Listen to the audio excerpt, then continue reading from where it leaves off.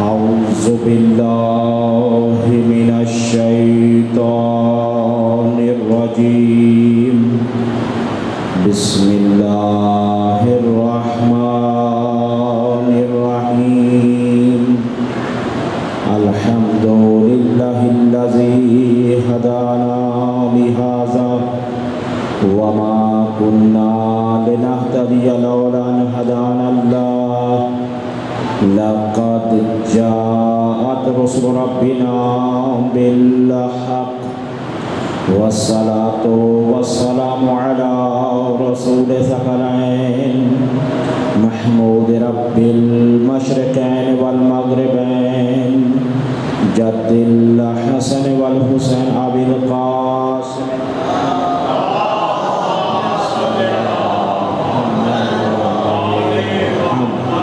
وعطرته الطيبين الطاهرين المعصومين لا سيما الإمام المبين والكافي الحسين وغياث المضطر المستقيم حجة الله على المخلوقين ووارث الأنبياء والمرسلين المنتظر المهدي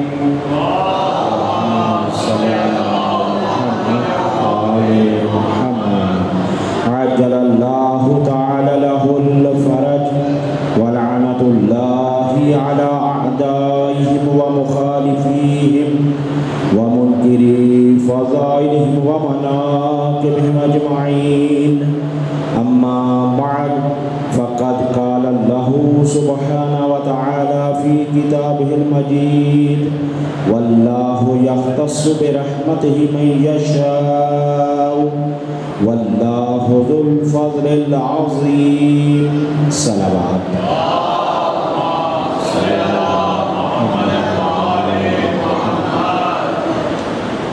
خداوند متعصب وہ ہے پروردگار عالم آپ سب لوگوں کی اور تمام عزاداروں کی عزاداری کو اپنی بارگاہ میں قبول و منظور فرمائے اور جہاں کہیں بھی ذکر اہل بیت ہو رہا ہے جو بھی ذکر اہل بیت کا اہتمام کر رہے ہیں کسی بھی مقطع فکر سے ہیں پروردگار عالم ان سب کی توفیقات خیر میں اضافہ فرمائے۔ آج ہمارے سلسلہ عشرہ محرم کی چوتھی مجلس ہے اور جس آیہ مجیدہ کو تلاوت کرنے کا مسلسل شرف حاصل کیا جاتا ہے یہ سورہ بقرہ کی آیت نمبر 105 کا آخری حصہ ہے جس میں ارشاد رب العزت یہ ہو رہا ہے واللہ یختص برحمتہ اللہ خاص بناتا ہے اپنی رحمت کے ذریعے سے من یشاء جسے وہ چاہتا ہے واللہ ذو الفضل العظیم اور اللہ بہت عظیم عظمت والا ہے۔ یہ وہ ظاہری سا ترجمہ جو آپ کی خدمت میں بھی پیش کیا جاتا ہے اور اسی آیت کے عنوان کے تحت جو عزیزان آج تشریف لائے ہیں مولا آپ کو سلامت رکھے ان کے لیے موضوع کو متصل کرنے کے لیے عرض ہے کہ ہمارا موضوع گفتگو ہے ان ایام میں خصائص قرآن اور اہل بیت رحمۃ السلام اور موضوع اپنے اعتبار سے انتہائی اہم ترین موضوع ہے اور انشاءاللہ تعالیٰ اسی پر تسلسل کے ساتھ ہماری گفتگو جاری ہے۔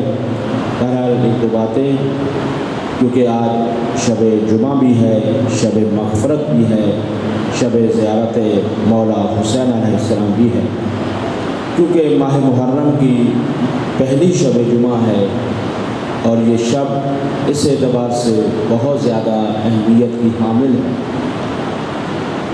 سب سے پہلے تو اس اعتبار سے یہ ہے کہ ہر شب جمعہ روحوں کو اجازت یہ ملتی ہے کہ جائیں وہ اپنے ورثاء کے پاس اور وہاں سے اپنے لیے جو کچھ نیک عمل مل جائے اسے لے کر آ جائیں۔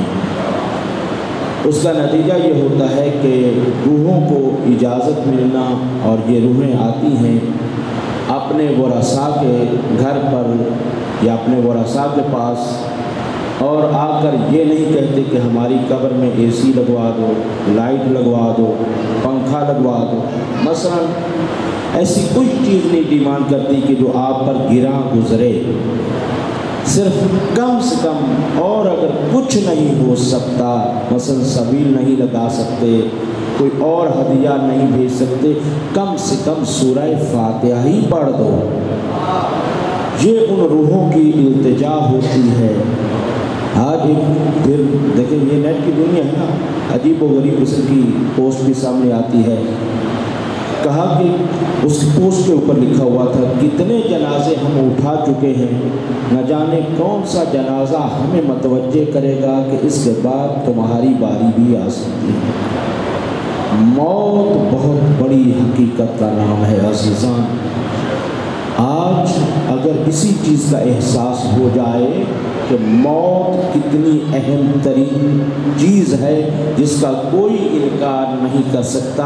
اب سب ماشاءاللہ مجھ سے بڑے بزرگان تشریف فرما ہے، آج تک کوئی آپ کو ایسا شخص ملا کہ جو یہ کہے کہ جی مجھے موت کا یقین تب ہوا جب میں نے فلاں کتاب پڑھی، مثلا میں نے یہ کتاب پڑھی، اس کتاب کے اندر تھیوری ایسی لکھی ہوئی تھی، میں پڑھ کر متوجہ ہوا کہ ہاں موت بھی ایک چیز ہے۔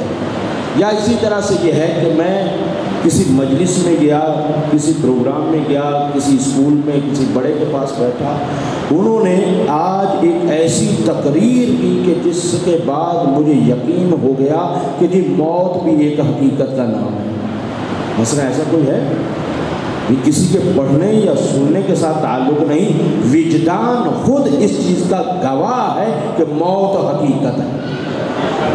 تو پھر جب موت حقیقت ہے تو پھر اس کی طرف انسان کو اپنی زندگی میں متوجہ رہنا چاہیے، اور زندگی میں متوجہ رہنے کا ایک ذریعہ یہ ہے کہ اپنے مرحومین کو کبھی فراموش نہ کریں۔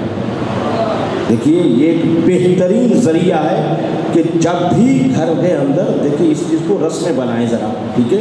میں تھوڑا سا وقت آپ کا اس حوالے سے بھی لے رہا ہوں کہ آج ممبر مجھے تھوڑا سا پہلے مل گیا ہے، پڑھوں گا میں وہی 1 گھنٹہ ہی پڑھوں گا، اس میں زیادہ پریشانی ہونا ہے۔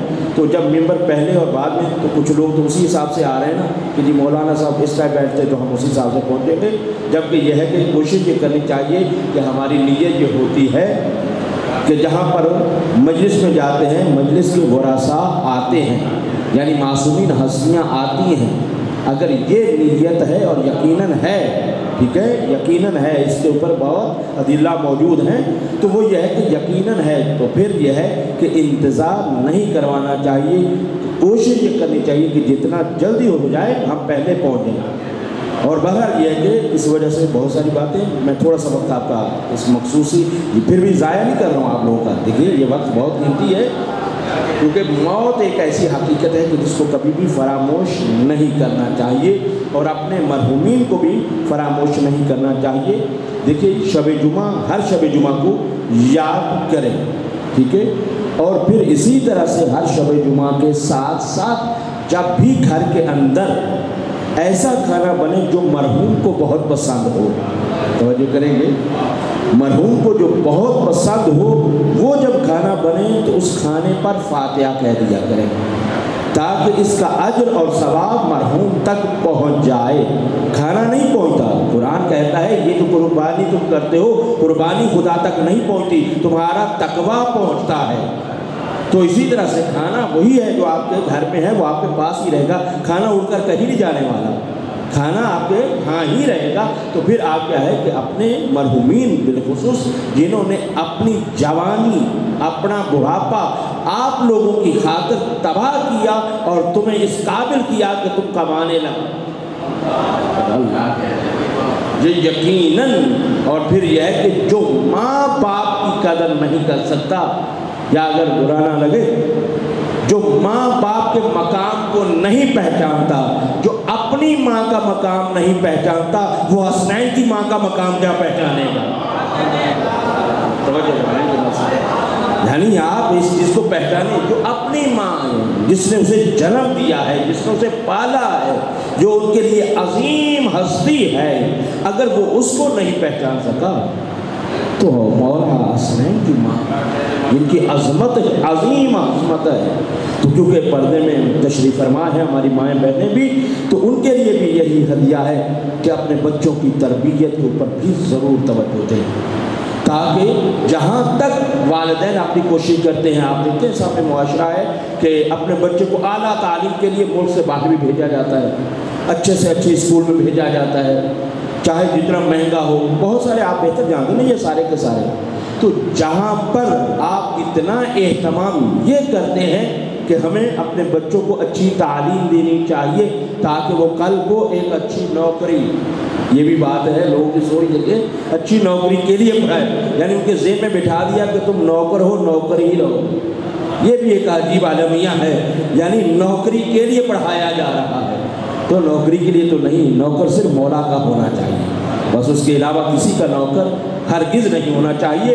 تو اب یہ ہے کہ جہاں پر آپ باقی بچوں کو دوسری تعلیم دی دیتے ہیں، اسی کے ساتھ ساتھ ضروری ہے کہ آپ دینی تعلیم بھی دیں، کیونکہ دینی تعلیم ایک تو یہ ہے کہ انشاءاللہ تعالیٰ وقت ملا تو اس کو تفصیل سے بھی ذکر کر دیں گے، لیکن ابھی جو بات چل رہی ہے بس 1-2 منٹ کے اندر اندر بات میں سمیٹنے کی کوشش کرتا ہوں، اپنے موضوع پر بھی آ جاؤں۔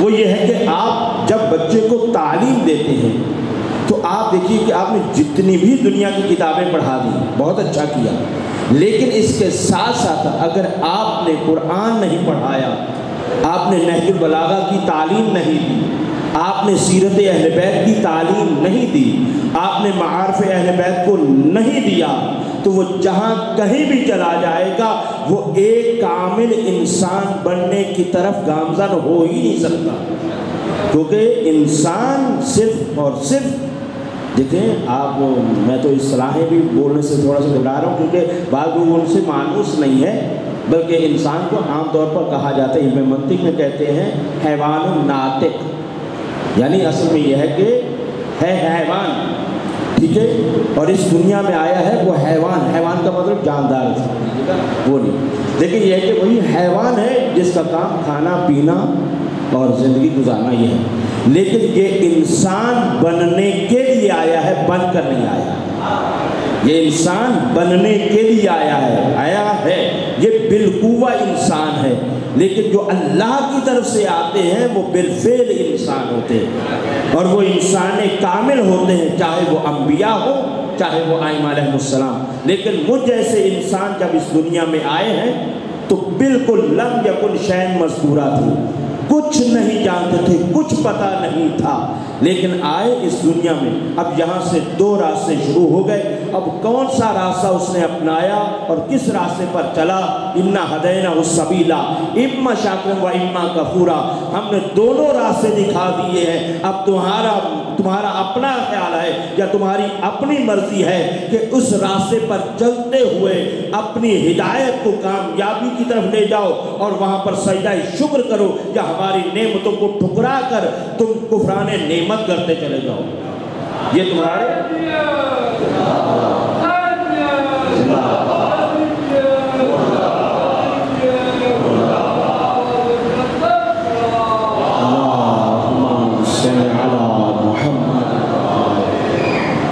تو بس یہ ہے عزیزان کہ اپنے بچوں کو جہاں تک بھی دیگر تعلیم دیتے ہیں، لیکن یہ چند دینی تعلیم دینا ضروری ہے، اسی کے ساتھ ساتھ باپردہ بہنوں کے لیے بھی یہ جملہ ہے، اور پھر یہ ہے کہ اپنے عزیزان کے لیے بھی وہ یہ ہے کہ تعلیم میں پھر 2 طرح کے لوگ ہیں، کبھی بیٹا اور بیٹی، یہ 2 چیزیں ہیں کہ بیٹا ایک تو یہ ہے کہ ہمارے معاشرے کے اندر اور معصومین کی، اچھا گھبراہٹ ہو سلامت رہیں، مولانا صاحب کو ہم 3 دن سے کسی اور رنگ میں دیکھ رہے تھے، آج کیا ہو گیا ان کو؟ بھی کچھ نہیں ہوا، یہ بھی انہی کا ہی فرمان اور شان ہے، ٹھیک ہے، جن کے فضائل سنتے ہیں، میں نے کل بھی کہا تھا کہ جن کی شان سنتے ہیں اسی کا فرمان بھی سنا کریں۔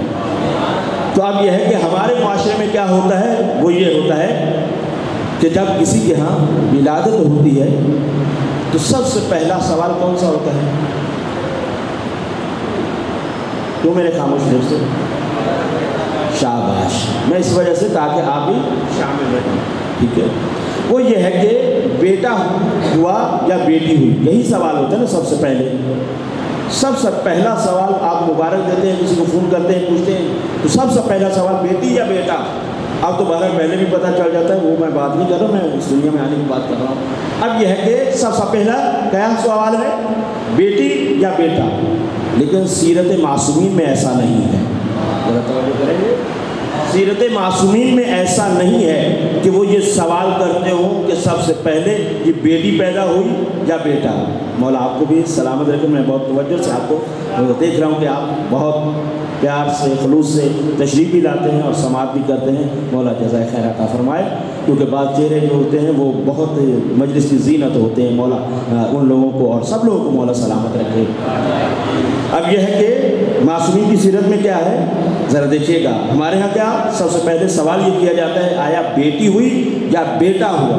मासूमीन की सीरत में क्या मिलता है, मासूमीन की सीरत में ये मिलता है, वो ये नहीं पूछते बेटी हुई या बेटा हुआ, बल्कि उनके यहाँ ये मिलता है जो भी पैदा हुआ सही व सालिम पैदा हुआ या नाकिस। अल्लाह अकबर, अल्लाह अकबर, अल्लाह। अब ये देखें, ये सीरत मासूमीन में है कि नाकिस और कामिल सही व सालिम बच्चा पैदा होना ये अहमियत रखता है।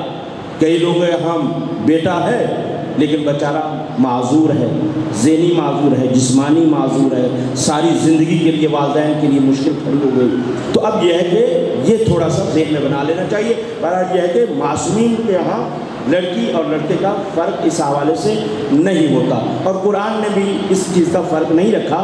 अब बात से बात ही निकली जा रही, मैं क्या करूँ, मैं रुकना चाह रहा था। वो यह है कि कुरान के अंदर और बाकी भी इस्लाम के अंदर वो ये है कि फ़र्क नहीं है मर्द और ज़न में। आमिना बिन्तुल हुदा, ठीक है, आगा मुस्लिम हकीम की बहन, जिसको सद्दाम ने ये कहकर कत्ल करवाया था कि जब उनके भाई को शहीद करवा दिया तो उसके बाद उसने हुक्म ये दिया कि आमिना बिन्तुल हुदा को भी शहीद कर दिया जाए। तो किसी ने जवाब ये दिया सद्दाम मलऊन को कि ऐ शख्स, तूने उसके भाई को कत्ल करवा दिया, तुम इसको क्यों कत्ल करवा रहे हो, ये तो औरत ज़ात है। तो औरत ज़ात का तो कत्ल इस तरह से नहीं होता। उस कमबख्त ने जो जवाब दिया था, कहा कि मैं वो गलती नहीं करूँगा जो हुसैन ने की। अल्लाह अकबर, अल्लाह। आप देखिए उनकी खबासत इससे कितनी बड़ी ज़ाहिर होती है। और ये ख़ानदान जो हकीम ख़ानदान और सदर ख़ानदान बहुत अजीम ख़ानदान।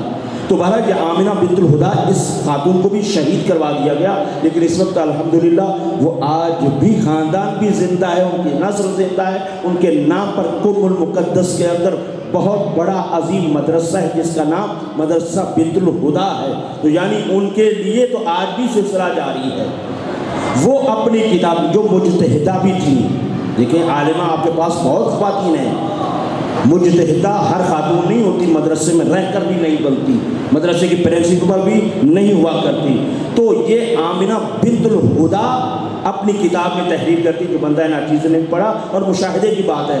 कहा कि इंसान के फ़र्क दो हैं, इंसान के फ़र्क दो हैं, एक का नाम मर्द है, एक का नाम औरत है। लिहाजा इस एतबार से यह है कि इंसान होने के एतबार से कोई ये नहीं कह सकता कि मर्द है तो मसलन 90% वो इंसान है, अगर खातून है तो क्या है कि 40% या 50% इंसान है। नहीं, ऐसा हरगिज़ नहीं है।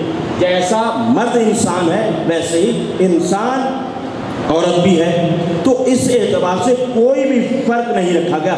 इसी वजह से कुरान ने भी आवाज़ दिए, मन आमिला सालिहन मिन ज़करिन औ उन्सा व हुवा मुमिन फलनुहयिन्नहु हयातन तय्यबा वलनुजज़ियन्नहु अजरहु अहसनु बिमा कानू यामलून। जो भी अमल करे, मन आमिला सालिहन। ज़रा यह है कि इस्लाम की इस तकसीम को भी ज़रा देखिएगा कि जो लोगों ने ये कह रखा है कि इस्लाम के अंदर औरत के हुकूक नहीं है, औरत का वो मकाम नहीं है, कुरान पुकार कर ये कह रहा है मन आमिला, जो भी अमल करे, मिन ज़करिन औ उन्सा, चाहे वो मर्द हो चाहे वो औरत हो, जो भी अमल करेगा اس کے اندر ایمان ہونا چاہیے، فہو مومن، بس وہ مومن ہونا چاہیے۔ اگر وہ مومن ہے تو پھر چاہے وہ مرد ہو چاہے وہ عورت ہو، کوئی فرق نہیں کرتا۔ تو اب یہ ہے کہ اسلامی نقطہ نظر سے مرد اور زن میں کوئی فرق نہیں ہے۔ تو اب جس طرح سے ذرا توجہ کریں گے، جس طرح سے بچوں کو تعلیم دینے پر زور دیا جاتا ہے، اسی طرح ہی بیٹیوں کو بھی تعلیم دینے پر زور دیا جائے، یعنی بچیوں کی تعلیم کا بھی اسی طرح سے اہتمام کیا جائے۔ معصوم کا قول یہ ملتا ہے کہ ایک بیٹی کو تعلیم دینا، ایک بیٹی کو تعلیم دینا ایسے ہی ہے جیسے پورے خاندان کو تعلیم دینا۔ یعنی کیوں؟ اس کی وجہ یہ ہے کہ پہلی درسگاہ ماں کی آغوش ہوتی ہے، اور پھر اس اعتبار سے یہ ہے کہ آپ دیکھیں کہ جو کچھ بھی اکثر طور پر ماں کا انتہائی اثر پڑتا ہے۔ اس وجہ سے یہ ہے کہ بچی کو تعلیم دینا انتہائی ضروری ہے، اور اس میں بھی دینی تعلیم خاص طور پر۔ یہ بات میرے عزیزان تک پہنچ جانی چاہیے، اور وہ یہ ہے کہ اگر خاتون، گھر میں بیٹھی خاتون کو اگر فقہی مسائل معلوم نہیں ہوں گے تو اس کا نتیجہ کیا ہوگا؟ ذرا توجہ کر لیں، میں پیچیدہ مسائل میں نہیں جا رہا ہوں بالکل، کیونکہ ممبر کا تقاضا نہیں ہے۔ اس وجہ سے یہ ہے کہ صرف سادہ سی بات کر رہا ہوں جو سامنے کی بات ہے، وہ یہ ہے کہ خاتون سبزی کاٹ رہی ہوتی ہے نا، سبزی کاٹتی، جب سبزی کاٹتے ہوئے کبھی ہاتھ پر زخم آ جاتا ہے، جب زخم آ جاتا ہے اس کے بعد پتا اٹھاتی ہیں، جو عام مشاہدے کی بات ہے، پتا اٹھاتی ہیں اور اسی سے اس کو صاف کر دیا۔ اب جب صاف کیا اس کے بعد پھر سبزی کاٹنے لگی۔ اب دیکھیے فرق یہ ہے کہ اس نے صاف کیا ہے، ذرا توجہ کریں گے، اس نے خون کو صاف کیا ہے، پاک نہیں کیا۔ پاک کرنا اور ہے، صاف کرنا اور ہے۔ اب اگر وہ فقہی مسئلے کو نہیں جانیں گی، دیکھیں یہاں پر ماشاءاللہ اتنے عظیم لوگ تشریف فرما ہیں جو اپنے حق حلال کی کمائی محنت مزدوری کر کے اتنی شدید گرمی میں پیسہ کما کے لاتے ہیں، یقیناً حلال کا پیسہ ہوتا ہے، لیکن گھر میں بیٹھی خاتون اس فقہی مسئلے کو نہ جانتے ہوئے اس حلال کو حرام بنا دیتی ہے۔ کس طرح سے کہ وہی نجس سبزی کاٹی اور ہاتھ نجس تھا، سبزی کاٹی، سبزی نجس ہو گئی، بعض وہ پہلے دھوئی جاتی یا بعد میں پاک کا طریقہ نہیں اپنائے گا، وہ سبزی پکی، وہ کھانا نجس ہو گیا، اور اس کھانے کا کھانا نجس ہے۔ تو جب اس کھانے کو کھائیں گے تو وہ پاک اور حلال جو آپ کی کمائی تھی، گھر میں بیٹھی خاتون فقہی مسئلہ نہ جاننے کی وجہ سے کیا ہے، وہ کھانا حرام ہو گیا۔ اب جب حرام کھانا کھائیں گے تو اس کا اثر بھی ظاہر ہوگا۔ تو اس اعتبار سے یہ ہے کہ اپنی بچیوں کو تعلیم پر ضرور آمادہ کیجیے اور انہیں ضرور تعلیم دیجیے۔ درود پڑھ دیں محمد والے۔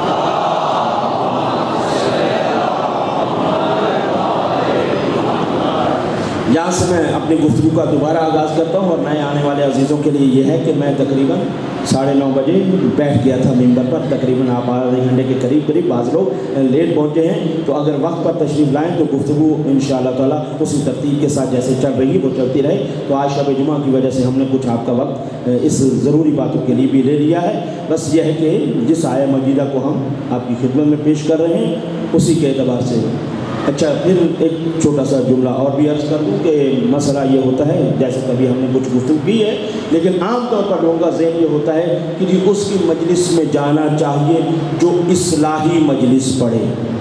آج کل یہ جملہ بہت عام ہے نا، جی اس کی مجلس میں جائیں۔ ایک یہ ہے کہ جو اصلاحی مجلس پڑھتے ہیں نا، صرف انہی کی مجلس میں جانا چاہیے۔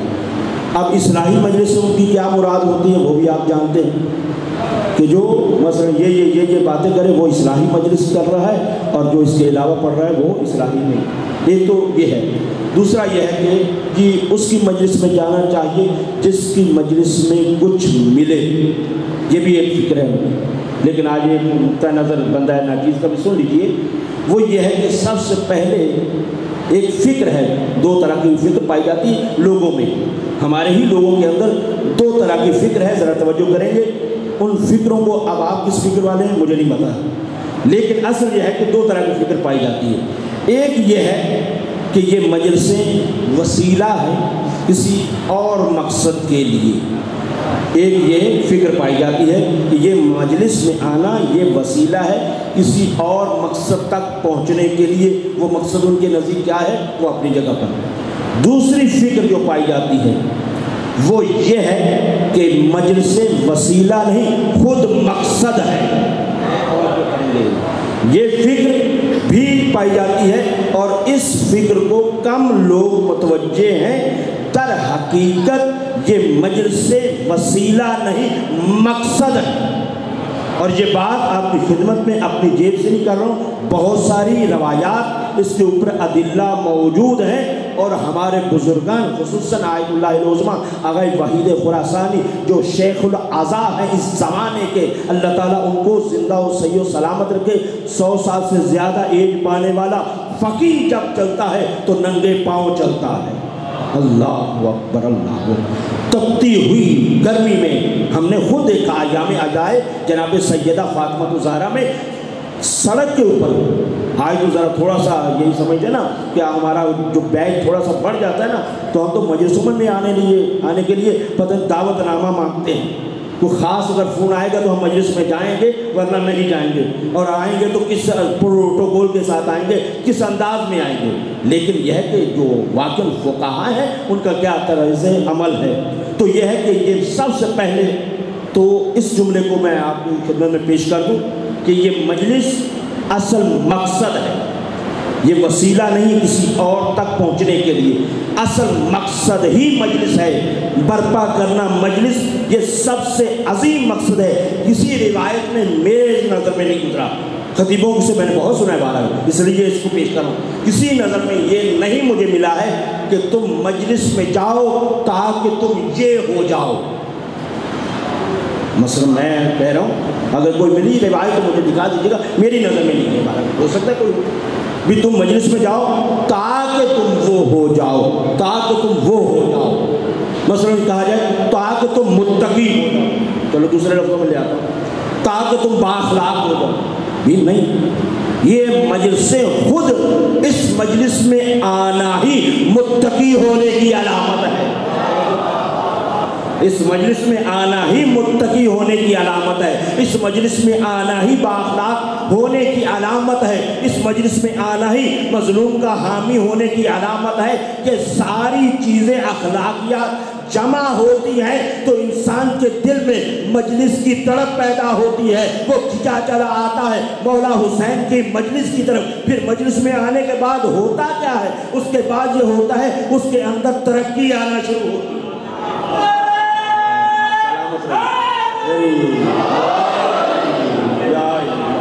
زندہ و سلامت رہی، یہ ذرا فکر پائی جا رہی ہے، اور میں نے اپنی فکر بیان نہیں کی ہے، بندہ ناچیز کی کوئی ذاتی فکر ہی نہیں ہے، یہ وہ ہے جو بزرگوں کے سامنے بیٹھ کر ہم نے جو حاصل کیا ہے۔ آپ میں سے جو زائر ہیں مسجد اعظم قم المقدس میں، وہاں پر فقہاء آغا وحید خراسانی، آغا جوادی عاملی، مکارم شیرازی، ان بزرگان کی خدمت میں جو بیٹھ کر دعا کچھ ہمیں ملتا ہے وہ لوگوں کے تک لے کر آتے ہیں۔ لیکن افسوس آج کل یہی ہو رہا ہے کہ جب بعض دفعہ برل آ رہے ہیں حصوں میں، آپ کیا کریں، یہ ہمارے اپنے ہی لوگوں میں بھی کچھ لوگ ایسے آ رہے ہیں کہ جو اس فکر کو خراب کر رہے ہیں، میں اس میں زیادہ نہیں جاتا کیونکہ پھر ایک درد دل ہو جائے گا۔ تو خیر بہرحال یہ ہے کہ ایک فکر یہ پائی جاتی ہے کہ اس مجلس میں جانا چاہیے کہ جس میں مثلا یہ چیزیں اصلاحی ہوں، تو یہ بات واضح ہوگی بزرگان کی اعتبار سے عرض کر دیں۔ دوسرا یہ ہے کہ اس مجلس میں جانا چاہیے جس میں کچھ ملے، ہاں میں اس چیز کا قائل ہوں کچھ ملنا چاہیے، لیکن مجلس کا یہ مقصد نہیں ہے، پھر میں بات کر رہا ہوں، مجلس کا یہ مقصد نہیں ہے کہ تمہیں کچھ ملے ہی تو جاؤ، مجلس کا اکثر یہ مقصد اور ہدف نہیں ہے، ورنہ یہ ہے کہ اگر میں اس پر دلیل دیتا ہوں نا، کوئی ایسی بات کرنا نہیں چاہتا جو بغیر دلیل کے، مجھے یہ بتائیے معصومین کے دور میں مجلس بمانا یہ نہیں کہ اس طرح سے، لیکن بالآخر ایک مجلس کا اہتمام ہوتا تھا، خصوصاً امام جعفر صادق علیہ السلام کے دور میں،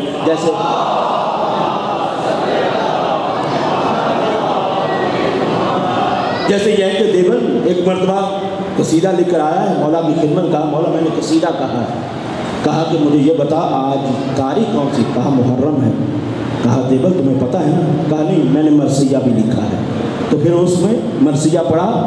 اب مجھے یہ بتائیے، جب معصومین کے گھر میں مجلس ہوتی تھی اور سید سجاد علیہ السلام بعض مقامات پر ہے بعض میں، ورنہ یہ ہے کہ اصل یہ ہے کہ مولا کو وہ موقع نہیں ملا جس طرح سے آپ اور ہم مجلس برپا کرتے ہیں۔ یہ بہت بڑا کرتا ہے، کبھی انشاءاللہ تعالیٰ اس کو ذکر کروں گا کہ مولا کی مجلس کیسی ہوتی تھی، بہت بڑی عظیم ہے۔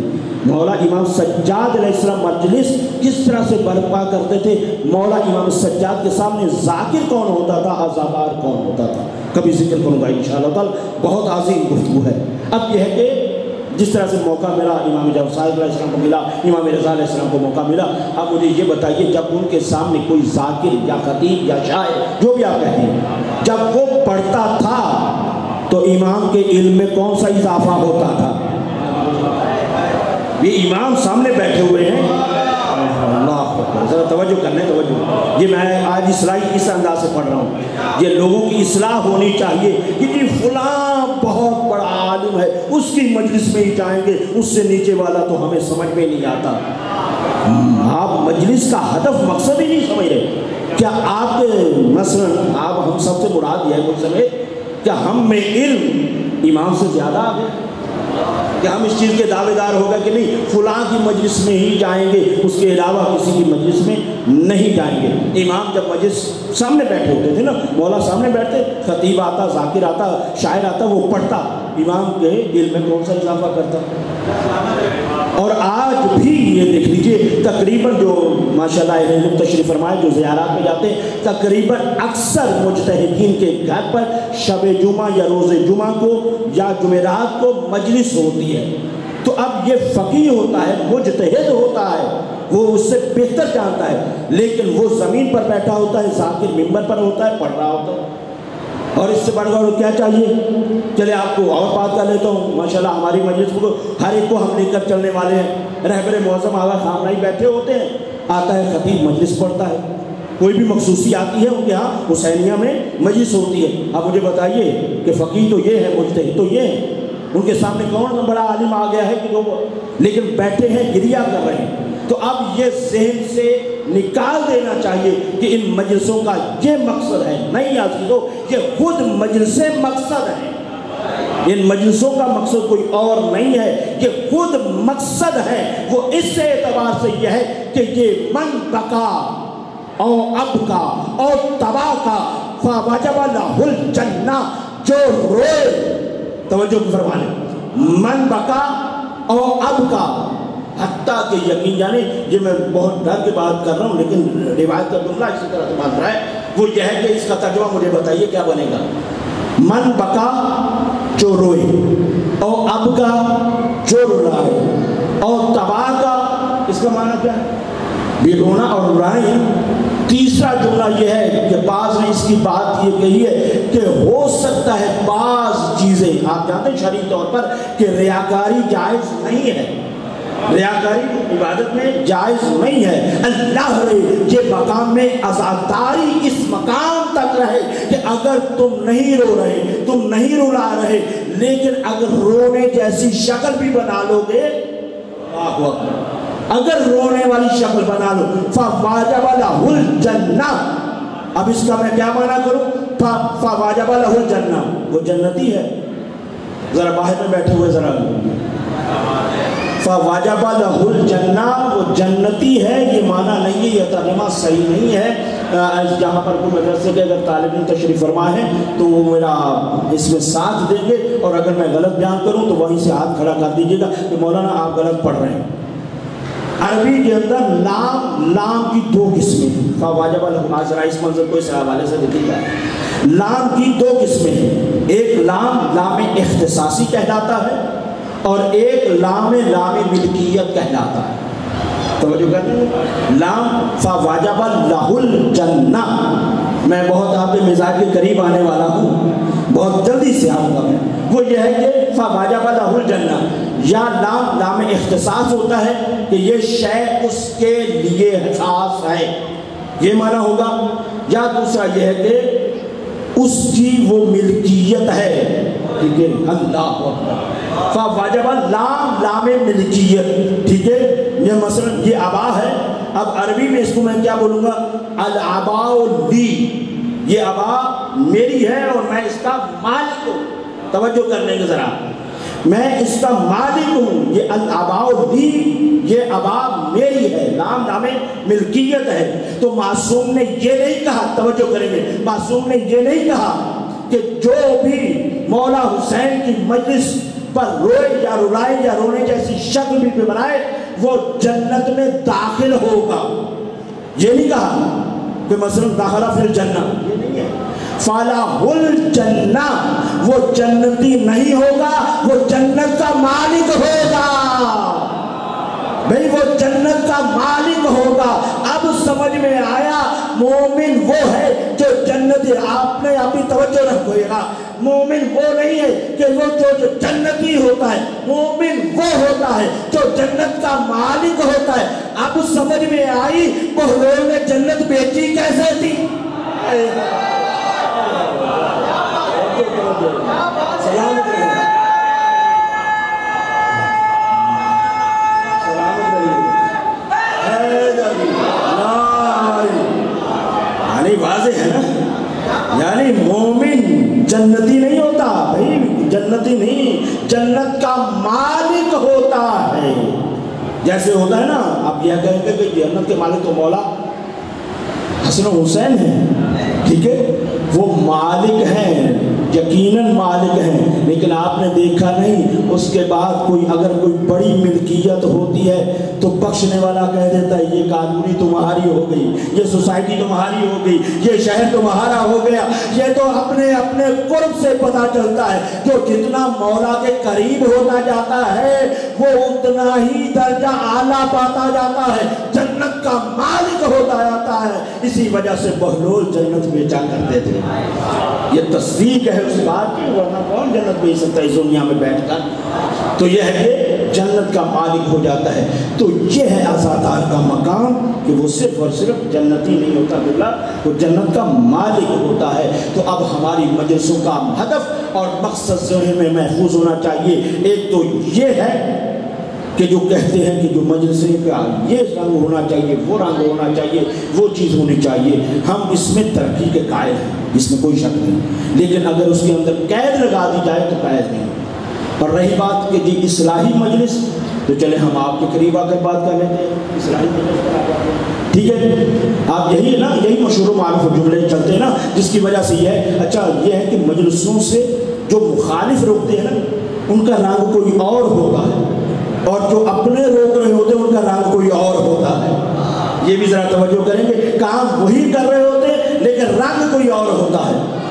لیکن الحمدللہ مولا نے اتنا یہ عطا کیا ہے, اتنی وسعت قلبی بھی عطا کی ہے کہ مجھے نہیں پتا کہ آپ کس مجلس سے آ رہے ہیں اور کس مجلس میں جائیں گے. میرا تو اتنا ہی آپ سے سوال ہے اور دعا ہے آپ کے لیے کہ آپ مجلس میں ضرور جائیں, مجلس میں جائیں, مولا کا ذکر سنیں. یہ خود ہدف اور مقصد ہے. بس اگر کہیں گے تو میں اس کے اوپر ہم بات لگا دوں گا روایات کے, بہت زیادہ روایات ہے یہاں, پورے باب علماء نے چیپٹر باقاعدہ رکھے ہیں کہ یہ پورے کا پورا لیسن اسی کے اوپر ہے کہ عزاداری خود مقصد ہے, خود ہدف ہے. اس وجہ سے یہ ہے. تو خیر بہرحال اصلاحی کے اعتبار سے بھی ایک جملہ اور کہہ دیتا ہوں. اصلاحی مجلس تین طرح کے فقہ کہلاتی ہے. ذرا تھوڑا سا, اور آج میرا مزاج تھوڑا سا چینج ہے. فقہ تین طرح کی ہے. ہمارے یہاں جو زیادہ زور دیا جاتا ہے اس کو بھی بیان کرتا ہوں, اور جس فقہ سے ہم غافل ہیں اس کو بھی ذکر کرتا ہوں. پھر آپ فیصلہ آپ نے کرنا ہے, ٹھیک ہے, کہ کون سی اصلاحی مجلس ہونی چاہیے. میں آپ کے ساتھ آ گیا, تنازل کر دی, ٹھیک ہے, کہ اصلاحی مجلس ہو, لیکن کیسی اصلاحی اور کس چیز کی اصلاح ہونی چاہیے. سب سے پہلی اصلاح کس کی ہونی چاہیے, وہ یہ ہے کہ فقہ تین ہے. فقہ کی قسم ہے فقہ اکبر, فقہ اوسط اور فقہ اصغر. دو فقہ سے عام طور پر لوگ آشنا ہیں اور اسی پر بات کرتے ہیں. ایک ہے فقہ اصغر جسے کہتے ہیں یہ احکام, جیسے نماز کیسے پڑھنا ہے, روزہ کیسے رکھنا ہے, وضو کا طریقہ کیا ہے, یہ سارے کے سارے یہ کہلاتے ہیں فقہ اصغر. فقہ اوسط کیا ہے, فقہ اوسط کہتے ہیں اخلاقیات کو, ٹھیک ہے. اخلاقیات کو فقہ اصغر کہا جاتا ہے. مثلا بیٹھنے کے آداب, اٹھنے کے آداب، کھانے کے آداب، بات کا سلیقہ کیسا ہونا چاہیے، بڑوں کا احترام کیسے کرنا ہے، چھوٹوں سے شفقت سے کیسے پیش آنا ہے، یہ اخلاقیات کہلاتے ہیں. ٹھیک ہے بات ہے. اس کو کیا کہتے ہیں؟ فقہ اوسط. دو فقہ سمجھ میں آ گئی. اور سب سے زیادہ یہ ہے کہ ہمارے ہاں جو زور دیا جاتا ہے کہ اصلاحی مجلس میں جانا ہے تو کیا ہے، کون سی؟ یہی فقہ اوسط والی، کہ جہاں پر اخلاقیات مثلا سکھائی جائیں. یہ تعمیری باتیں ہونی چاہیے. وہ میں اس کو نہیں دہرا رہا ہوں کیونکہ مجھے خود مشکلات ہیں کہ میں ایسی باتوں میں اپنا اور آپ کا وقت لے جاؤں. بس یہ ہے کہ اسی کے اوپر زیادہ فلاں کی مجلس میں گئے، معاشرے کے اوپر بات نہیں کی، فلاں بات اصلاح کی نہیں کی. اب دو چیزیں سمجھ میں آ گئی نا، فقہ اصغر، فقہ اوسط. اوسط یعنی اخلاقیات. لیکن اس سے بھی عظیم فقہ ہے جسے فقہ اکبر کہا جاتا ہے. توجہ کریں، فقہ اکبر. فقہ اکبر کسے کہتے ہیں؟ نظر تاکہ عام فہم گفتگو کرنے جا رہا ہوں، ورنہ یہ کہ فقہی اصطلاح اور کلامی اصطلاحیں الگ ہیں. فقہ اکبر کہا جاتا ہے عقائد کی گفتگو. عقائد کی گفتگو کو فقہ اکبر کہتے ہیں. اب یہ جو کہتے ہیں کہ جی ہمیں اصلاحی مجلس میں جانا چاہیے، تو سب سے پہلے کون سی اصلاحی مجلس میں جانا چاہیے؟ جہاں پر فقہ اصغر بتائی جاتی ہے، یا فقہ اوسط بتائی جاتی ہے، یا فقہ اکبر پر بات کی جاتی ہے. توجہ فرما رہے ہیں؟ یہ بات سامنے کی بات ہے. اصلاحی مجلس میں اگر سوچ کر یہی جانا ہے کہ اصلاحی مجلس میں جانا چاہیے، تو پھر اصلاحی مجلس کے لیے تین فقہ ہے، فقہ اصغر، فقہ اوسط، فقہ اکبر. تو کون سی فقہ کو اصلاح کرنے کے لیے جانا چاہیے؟ تو عقل یہ کہتی ہے سب سے پہلے فقہ اکبر کو سیکھنا چاہیے. فقہ اکبر کے ذریعے سے اپنے عقائد کی اصلاح کرنی چاہیے. تو یہ ہے فقہ اکبر کو صحیح طریقے سے پہنچانے والی شیخ کا نام عزاداری مولا حسین ہے. صحیح طریقے سے سب سے پہلا، اگر کوئی خطیب آتا ہے، مجھے معاف کیجیے گا لیکن بات کہہ رہا ہوں پوری ذمہ داری سے اور بزرگوں سے حاصل ہوئی، کوئی بھی آتا ہے دنیا کی جتنی بڑی اصلاحی باتیں کرتا چلا جائے، اخلاقیات سکھائے، فقہ سکھائے، سب کچھ سکھائے، لیکن اگر عقائد کی اصلاح نہیں کی تو اس کی نماز کا کوئی فائدہ نہیں، اس کے روزے کا کوئی فائدہ نہیں. اللہ اکبر. وہ کون سی نماز، میں مسائل نہیں پڑھ رہا ہوں لیکن اتنا بتانا چاہتا ہوں، وہ کون سی نماز؟ کربلا میں تو دو نمازیں تھیں. ایک وہ نماز تھی جو حسین والے پڑھ رہے تھے، اور ایک وہ نماز تھی جو مخالف پڑھ رہے تھے. تو فرق کس چیز کا تھا مجھے بتائیے. بھی میں اگر جہاں پہ بات گڑبڑ کروں گا مجھے بتا دیجیے. اور یہ کہنا بھی چاہیے کو کہ کہیں پر میں ٹیڑھا ہو جاؤں تو مجھے سیدھا کر دیں. تو بس آپ مجھے اتنا مجھے بتا دیں کہ نمازیں تو بھائی دونوں طرف پڑھی جا رہی تھی، کمی کس چیز کی تھی؟ عقائد کی. فقہ اکبر نہیں سمجھ رہے تھے. تو اب فقہ اکبر کو اگر مقام مولا حسین سمجھ جاتے تو کیا یہ واقعہ رونما ہوتا؟ اور اس کی پھر دلیل یہ ملتی ہے کہ جس نے سمجھا وہ ادھر سے ادھر آ گیا. چاہے ایک شب لی لیکن ایک شب میں ادھر سے ادھر آ گیا. کس وجہ سے؟ نماز تو ادھر بھی تھی، روزہ تو ادھر بھی تھا. تو پھر عزیزوں سمجھنے کی ضرورت یہ ہے کہ پہلے سب سے پہلے عقیدے کی اصلاح ہونی چاہیے. اگر عقیدے کی اصلاح نہیں ہے تو پھر بعد میں عمل کا کوئی فائدہ نہیں ہے. ہاں اگر عقیدے کی اصلاح ہو گئی تو اس عقیدے کے ساتھ جب عمل لگیں گے تو یہ عقیدہ اور عمل پرواز کرتے ہوئے آپ کو مولا کی بارگاہ میں لے جائیں. مولا میں نے نفی نہیں کی، عمل کی. یہ یاد رکھے گا، بعد میں ہو سکتا ہے میرے ٹرسٹیوں کو پریشان کرنے لگے آج آپ کے مولوی تو عمل کے خلاف جا رہے تھے. نہیں، میں نے کبھی نفی کی ہے. نفی یہی ہے. چلے دیکھ لیجیے مولا حسین علیہ السلام کے حوالے سے بعض دنوں کو آپ تھوڑا سا ہو سکتا ہے کوئی ناراض ہونے لگے. عمل کی بات نہیں، یہ بات ہے کہ عام طور پر جب ہم بعض سب نہیں دیکھ میں ان باتوں کو اتنا قریب سے آ کر نیچے آ کر بات نہیں کرنے والا، لیکن یہ ہے کہ بعض دفعہ نماز ہلکی ہو جاتی ہے. جو مصروف تھے عزاداری میں، ماتمداری میں، تو مولا کی عزاداری میں کیونکہ مصروف تھے اس وجہ سے نماز رہ گئی. لیکن میں ایک سیرت بیان کروں آپ کے سامنے. پریشان ہیں؟ 15 منٹ میں باقی رہ گئے، جیسے بھی سن لیجیے. وہ یہ ہے کہ سیرت مولا حسین کے حوالے سے وہ یہ ہے، واقعہ آپ کا سنا ہوا ہے، مجھے نتیجہ ہی کر دینا ہے۔ عام طور پر یہ ہے کہ مجلس ہو رہی تھی یا مجلس میں مصروف تھے یا عزاداری میں مصروف تھے، اس وجہ سے ہماری نماز خدا نخواستہ رہ گئی۔ تو یہ واقعہ آپ نے سنا ہوا ہے، صرف نتیجہ آپ کی خدمت میں پیش کرنا ہے۔ وہ یہ ہے کہ مولا حسین علیہ السلام کا واقعہ کہ پیغمبر صلی اللہ علیہ وسلم مسجد میں ہیں، نماز پڑھا رہے ہیں، مشہور ہے نا واقعہ، نماز پڑھا رہے، نماز پڑھاتے ہوئے ایک مرتبہ مولا حسین آ کر نانا کے اونٹ پر سوار ہوئے۔ واضح ہے نا، مشہور و معروف واقعہ ہے، کوئی میں اس پہ حوالہ دینے کی ضرورت نہیں، مشہور واقعہ ہے کہ مولا حسین علیہ السلام آ کر نانا کی پشت پر سوار ہوئے۔ اب ہوا کیا، یہاں توجہ کریں گے، ہوا کیا؟ اس کا نتیجہ یہ ہوا کہ ایک پیغمبر نے بعض اقوال کے مطابق مثلا 70 مرتبہ سبحان ربی الاعلیٰ فرمایا اور سر سجدے سے نہیں اٹھایا جب تک حسین اپنی مرضی سے نہیں اترے۔ توجہ کرنے کے ذرا نمازی ذرا توجہ فرمائیں گے، جب تک جو پکے نمازی میں ان سے مخاطب ہوں، جو موسمی ہیں ماہ رمضان میں کچھ اور ان دنوں میں کچھ اور، ان سے بات نہیں کر رہا ہوں، لیکن یہ ذرا سوچئے گا کہ جب تک میرے مولا حسین علیہ السلام، توجہ کریں گے، جب تک میرے مولا حسین علیہ السلام اپنی مرضی سے پشت نانا سے نہیں اترے ہیں تب تک نماز ہوتی رہی۔ توجہ کریں، تب تک نماز ہوتی رہی، یعنی طویل ہوتی رہی۔ پیچھے لوگ دیکھتے رہے کہ سامنے پشت پر حسین بیٹھے ہوئے، پھر سر سجدے میں رکھ رہے ہیں۔ اب سنت بھی دیکھ لیں میرے لوگوں، ان لوگوں کو بھی مخاطب کر رہا ہوں جو اہل سنت عزیزان ہے، وہ سنت صحابہ بھی دیکھے کہ سامنے حسین آ رہے ہیں، جب حسین سامنے آ جائے سر اٹھانا نہیں، سر جھکانا ہے۔ اور اللہ، یہ سنت صحابہ ہے کہ سر اٹھایا نہ جائے، سامنے حسین کا علم ہو یا حسین کی سبیل ہو یا حسین کا تعزیہ ہو یا حسین کا ذوالجناح ہو، اس کو روکو نہیں، اس کا اہتمام کرو۔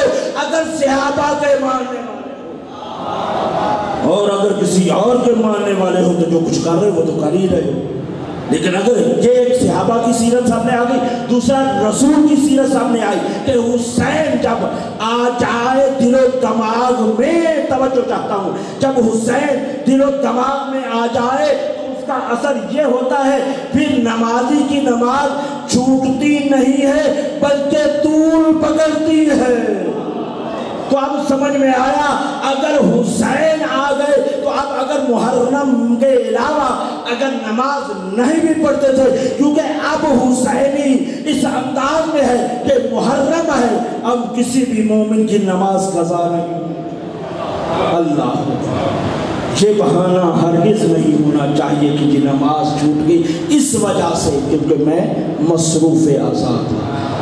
ہاں، لیکن کوئی یہ بھی نہ کہے کہ میں تو گھر میں بڑے سجدے کر رہا ہوں، مجھے عزاداری میں جانے کی ضرورت نہیں ہے، یہ بھی کسی کے دل میں گمنڈ نہیں ہونا چاہیے۔ جتنی نمازیں پڑھ لو اس کو قبول کروانے والی ذات کا نام حسین ہے۔ اللہ اکبر، اس کو قبول کروانے والی ذات کا نام حسین ابن علی ہے۔ کہتے ہیں یہ سچا واقعہ میں آپ کو بتا رہا ہوں، آغا وجدانی قوم المقدس میں ان کی آج بھی سیریز موجود ہے، درس یہاں پر جو مدرسے کے اگر کوئی تشریف فرمائے وہ جانتے ہیں، یا عام طور پر وہ درس دیتے تھے، لوگ ان کے درس میں آتے تھے اور پورا وہ درس اپنا بیان کرتے تھے۔ آغا وجدانی قوم المقدس کے اندر عظیم ان کی کیسٹ موجود ہے، ہم جب گئے تو کیسٹ کا دور تھا، اور اس کے بعد کیونکہ آپ سیریز ہیں وہ اس کے نیٹ پر موجود ہیں۔ وہ درس کے جب میں اپنی بات کر رہا ہوں، میں جب ان کے سی ڈی دیکھی تو شروع میں مسائل ہوتا تھا، درس پہلے ابھی میں نے نہیں دیکھا ان کے علاوہ کسی درس میں، ہر درس کی بات کروں، ہر درس میں درس سے پہلے کسی مدرسے کے اندر اگر ہو تو مجھے بتائیے گا کہ کوئی استاد کوئی مدرس یہ عمل کرتا ہے کیا کہ مجلس تھوڑی سی پہلے مجلس ہوتی تھی، ذکر مسائل ہوتا تھا اور اس کے بعد وہ اپنا درس دیتے تھے، جو بھی درس ان کا انہوں نے کتاب پڑھانا ہوتی تھی۔ یہ میں شروع میں نے جب دیکھا تو تھوڑا سا مجھے تعجب ہوا. میں نے اپنے سینئر بزرگان سے پوچھا کہ یہ کیا وجہ ہے؟ ہم باقی سیڈی سے فلسفے کی لاتے ہیں، کلام کی لاتے ہیں، ان کے اندر یہ نہیں ہے، لیکن اگر وجدانی کی کیسٹ سیریز کے اندر یہ سلسلہ موجود ہے کہ شروع میں مسائل ہوتا ہے. جو انہوں نے واقعہ سنایا وہ بہت عظیم ہے. بس اسی پر آج کی گفتگو کو ختم کر دیا.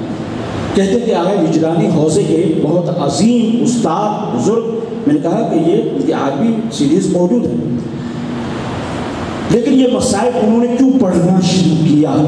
توجہ کریں گے. یہ مسائل انہوں نے کیوں پڑھنا شروع کیا کہ ہر درس سے پہلے، یہ نہیں کہ شب جمعہ، ہر درس سے پہلے، اگر دن میں 4 درس دیتے ہوں گے تو 4 درسوں سے پہلے یہ مسائل پڑھواتے. کہتے ہیں کہ ایک شب، اچھا یہ ہے کہ میں آپ کو اتنا عرض کروں کہ میں ان چیزوں والا نہیں ہوں، لیکن اگر کسی کی تائید ہو رہی ہو تو پھر یہ ہے کہ میں ان چیزوں کو بیان کر لیتا ہوں، ورنہ میں ان چیزوں کو بیان اس انداز سے نہیں کہتا. کہتے ہیں کہ بہرحال وجدانی خواب میں انہوں نے ایک سلسلہ دیکھا کہ روز محشر ہے.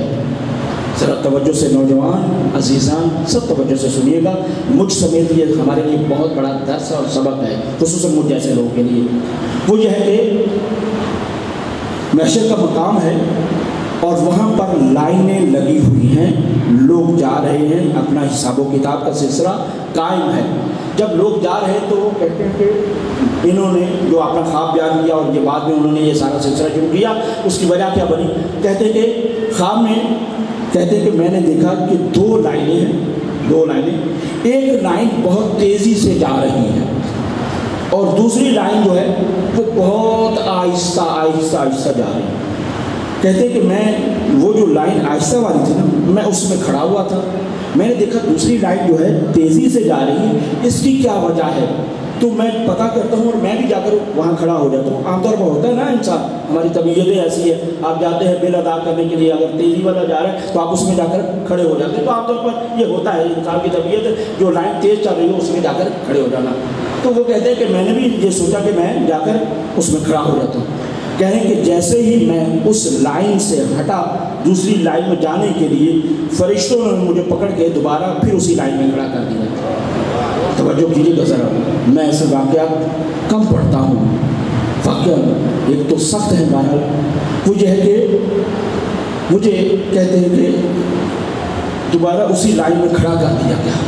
میں نے پوچھا کیا وجہ ہے؟ وہ لائن جو ہے وہ تیز جا رہی ہے اور یہ والی آہستہ ہے، اور مجھے اسی لائن میں کیوں کھڑا کیا جا رہا ہے، اس لائن میں کیوں نہیں جانے دیا جا رہا؟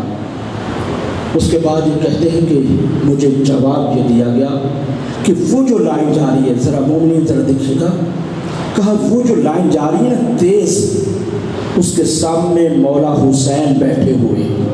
اللہ اکبر، اس کے سامنے مولا حسین بیٹھے ہوئے ہیں. کہا یہ جو لائن جو آہستہ آہستہ چل رہی ہے، اس کے سامنے کون ہے؟ کہا اس کے سامنے مولا امام جعفر صادق علیہ السلام بیٹھے ہوئے.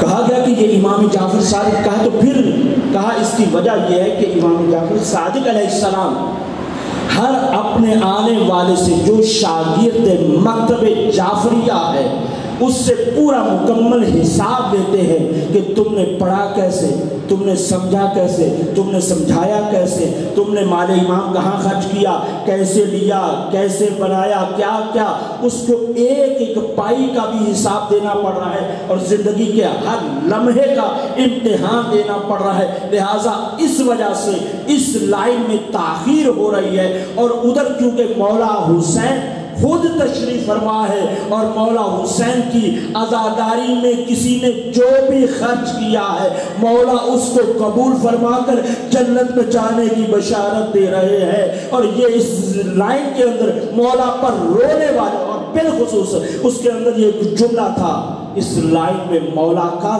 ذکر کرنے والے جا رہے ہیں. مولا کا ذکر کرنے والوں کو اجازت دی جا رہی ہے کہ وہ یہاں سے مولا حسین کے سامنے سے گزر جائے، اور مولا حسین اس کو جلدی سے موقع دے رہے ہیں. اس کی یہ وجہ ہے. اور کہتے ہیں کہ اس کے بعد میں جب بیدار ہوا، اور بیدار ہونے کے بعد اب میں نے تہیہ کر لیا کہ اب زندگی میں نے کوئی درس نہیں پڑھانا، जब तक, तवज्जो करेंगे, जब तक मैं ज़िक्र अहले बैत ना कर लूँ। इसकी वजह यह है कि मैं आलिम की लाइन में तो हुई, लेकिन इसके साथ साथ मौला हुसैन का ज़ाकिर बन जाऊँ, ताकि मौला हुसैन मुझे जिक्र करने वालों में कबूल कर ले। तो अब आपने देखा कि ये घर कितना लजपाल है, मौला हुसैन कितना अजीम मौला है हमारा। अगर किसी ने गुस्ताखी की भी थी, लेकिन मैं आज मसाइब उनका नहीं पढ़ना चाहता, लेकिन जुमला कहना चाहता हूँ। अल्लामा नकद फरमाते हैं कि यही हुर जब जिस वक्त रास्ता रोका था तो मौला ने कुछ और कहा था, लेकिन जब ये आया है तो शर्मिंदा था। मौला ने ये भी नहीं कहा कि तूने ये किया वो किया, बल्कि कहा ऐ आने वाले सर तो उठा, तू है कौन। यानी मौला इतना अजीम हमारा मौला है कि कभी किसी को मायूस नहीं होने देता, इतने गुस्ताख को मायूस नहीं होने देता। मौला आज शबे जुमा है, मौला हम हमारी हाथ आए हैं, तेरा अशरा मुहर्रम चल रहा है, जगह जगह आज़ादारियाँ हो रही है, हर मोमिन किसी छोटी ना बड़ी किसी न किसी परेशानी में मुब्तला है। मौला तुझे वास्ता है तेरे अपने इम्तिहान का, ऐ मौला तुझे वास्ता है तेरे अली अकबर का, मौला तुझे वास्ता है तेरे अली असगर का। इस मजलिस में जो भी मोमिन कोई भी नेक हाजत लेकर आया है, परवरदिगार तू उसे जल्दी कबूल फरमा ले। तू तो इतना करीम है। जब आपके सामने एक मर्तबा जॉन आया, जॉन ने आकर मौला से इजाजत तलब की। जॉन जानते हैं कौन है? जॉन हजरत अबू ज़र गफ़ारी का गुलाम था, उनकी गुलामी में रहा। जब उनकी वफ़ात हुई, मौला इमाम हसन मुज्तबा की बारगाह में आ गया, मौला हसन मुज्तबा के साथ रहा। जब 50 हिजरी में मौला इमाम हसन अलैहिस्सलाम भी इस दुनिया से चले गए, फिर मौला हुसैन अलैहिस्सलाम के साथ हमेशा हर मकाम पर रहा। जब मदीने से सफ़र शुरू किया, मेरे मौला हुसैन ने जॉन साथ है। हज़रत ये भी ज़िम्न है कि ये मकाम कितना अजीम मकाम रखने वाली ज़ात है। ये बाद में आकर मुल्हक नहीं हुआ, बल्कि मदीने से साथ चला है। जहाँ पर अकबर चल रहे हैं, अब्बास चल रहे हैं, हज़रत जॉन भी साथ साथ चल रहे हैं। सफ़र इसने शुरू किया। बस अज़ादारो जब रोज़े आशूर आई है, रोज़े आशूर आने के बाद एक मरतबा जब मौला की खिदमत में आया तो मौला ने कहा, ऐ जॉन तू गुलाम अपने आप को समझता रहा है, जाओ आज तुझे आजाद किया, जाओ तुम्हें आज आजाद किया। ये सुनना था। जॉन ने कहा, वाह मौला आपकी भी अजीब मोहब्बत है। जब आप पर अच्छे दिन चल रहे थे तो मैं साथ रहा, और आज मुश्किल आई मैं आपको छोड़ के चला जाऊंगा, ऐसे नहीं हरगिज़ हो सकता। मौला मुझे भी शामिल कर लिए। हाँ मौला मैं जानता हूँ। देखिए कभी कभी अपनी हैसियत मौला को बतानी चाहिए। मौला मैं कितना गुनाहगार हूँ, मौला मैं कितना खताकार हूँ, मौला मैं कितना बेइल्म हूँ, मौला मैं कितना बेअमल हूँ। कभी कभी ये कहकर एहसास दिलाना चाहिए। फिर मौला अपना कितना नजरे करम फरमाते हैं। आज़ादारो जॉन ये कहते, मौला मैं जानता हूँ मैं गुलाम हूँ, मैं स्याह हूँ, मेरे पसीने से बदबू आती है, लेकिन मौला मैं आपके साथ शहीद होकर आपके साथ महशूर होना चाहता हूँ। बस अज़ादारो उसके बाद हजरत जॉन को एक दफा मक्तल की इजाजत मिली। जॉन मक्तल में आए, 25 लोगों को फिन्नार किया। ये कोई तलवार की जंग थी, ये कोई आसान काम नहीं था। इस जवान ने 25 लोगों को जब फिन्नार किया, उसके बाद किसी मलौन ने हजरत जॉन की आंख पर जख्म दिया। मौला जब जख्म लगा और उसके बाद एक मरतबा ज़मीन पर संभल न सके, ज़मीन से जमीन पर आए, मौला को शहीदों की तरह आवाज दी, मौला मेरा आखिरी सलाम हो। बस अज़ादारो उसके बाद मेरे मौला हुसैन जॉन के सहाने पर पहुंचे हैं। अज़ादारो आपने सुन लिया, सिर्फ इतना ही सुना कि जॉन के सराहने पर पहुंचे। आप तसव्वुर तो करें कितना करीम है मेरा मौला, कितना करीम है मेरा मौला कि एक गुलाम के सराहने पर आ गया।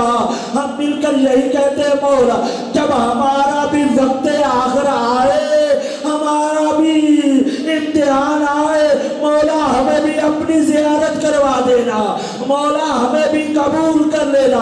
लेकिन आपने सुना था ना, अभी अभी सुना कि उसने कहा था मेरा क्योंकि रंग स्याह है, मेरे पसीने से बदबू आती है, इस वजह से आप मुझे इजाजत नहीं दे रहे। लेकिन हाँ अज़ादर उसके बाद जौन के सरहाने आकर मेरे मौला ने जो दुआया जुमले कहे उसको सुनिएगा। अज़ादार मेरे मौला ने दस्ते दुआ बुलंद किए और फरमाया अल्लाहुम्मा तय्यब रूहहू, ऐ परवरदिगार इसकी रूह को पाक कर दे, इसकी रूह को खुशबू में बदल दे। अज़ादार उसके बाद मेरे मौला ने फरमाया वबय्यज़ वजहहू, इसके चेहरे को सफेद कर दे। और उसके बाद मेरे मौला ने फरमाया वाशुर माल अबरार, अरे इसको आले मोहम्मद के साथ महशूर कर दे। अज़ादारों ये आपने सुन लिया, लेकिन रिवायत के ये जुमले हैं, रिवायत के ये जुमले हैं। जब गंजे शहीदा में सबको शहीदों को दफन कर दिया गया, एक रिवायत में मैंने पढ़ा, बाद में आपको दिखा सकता हूँ, उस रिवायत के जुमले ये है कि 10 दिन के बाद हजरत जॉन की लाश नमूदार हुई। लेकिन अल्लाह मेरे मौला हुसैन की दुआ का असर ये था, हजरत जॉन की लाश से ना बदबू आ रही थी ना लाश खराब हुई थी। अरे ये वो मकाम मिला जो आले मोहम्मद से मवद्दत करने का मिलता है।